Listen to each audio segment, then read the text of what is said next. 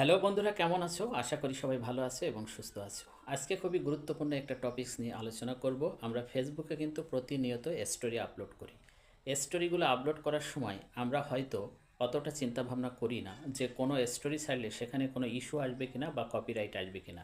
এ কারণে আমরা অনেক সময় যে কোনো পোস্ট কিন্তু স্টোরিতে করে দিই, কারণ আমাদের ভিতরে একটা চিন্তা আছে যে স্টোরিতে সাধারণত একটা পোস্ট কিন্তু 24 ঘন্টা থাকে, এরপরে কিন্তু ডিসঅ্যাপিয়ার হয়ে যায়।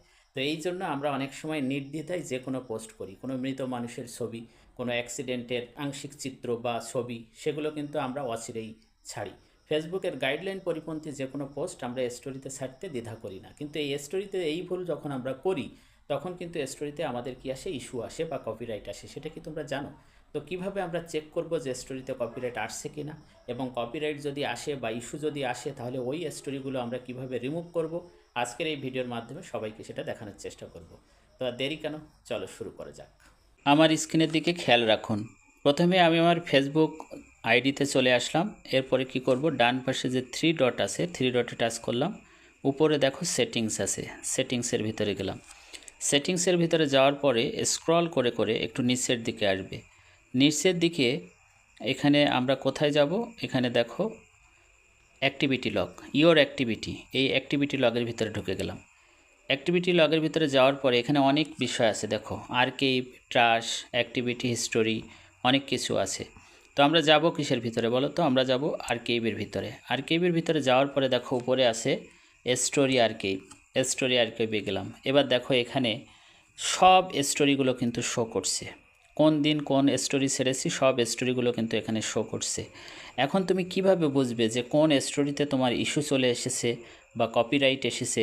এটা দেখার জন্য এখানে দেখবে প্রত্যেকটা স্টোরির উপরে দেখো একটা ব্লু কালারের বৃত্তাকার চিহ্ন আছে।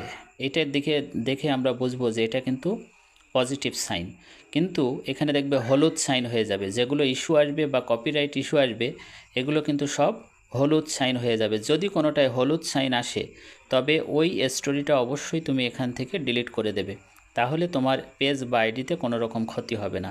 তো আমার এখানে যে স্টোরিগুলো আমি দিয়েছি দেখো সবগুলোই কিন্তু একটা ব্লু কালারের গোল চিহ্ন আছে, তার মানে এগুলো কিন্তু কোনো ইস্যু নেই। তো আশা করি এইভাবে তোমরা তোমাদের আইডিতে স্টোরিতে যদি কোনো রকম ইস্যু আসে বা কপিরাইট আসে তাহলে সেগুলো ডিলিট করে দেবে। একটা ভিডিও বা পোস্ট যদি সাথে সাথে ডিলিট করে দাও তাহলে তোমার পেজ বা আইডি কিন্তু হ্যাম্পার হবে না, আর ওই ইস্যু অবশ্যই ফেসবুক কিন্তু গ্রান্ট করবে না। কিন্তু যদি পোস্টটা থেকে যায় বা স্টোরিটা যদি থেকে যায় তাহলে কিন্তু ওই ইস্যুর কারণে তোমার পেজ বা আইডির ক্ষতি হতে পারে। তো এভাবে আমরা স্টোরিতে গিয়ে আমাদের যে ইস্যুকৃত স্টোরি যদি থাকে বা কপিরাইটকৃত স্টোরি যদি থাকে অবশ্যই সেগুলো আমরা ডিলিট করে দেব। তো বন্ধুরা, কেমন লাগলো? আশা করি ভালো লেগেছে।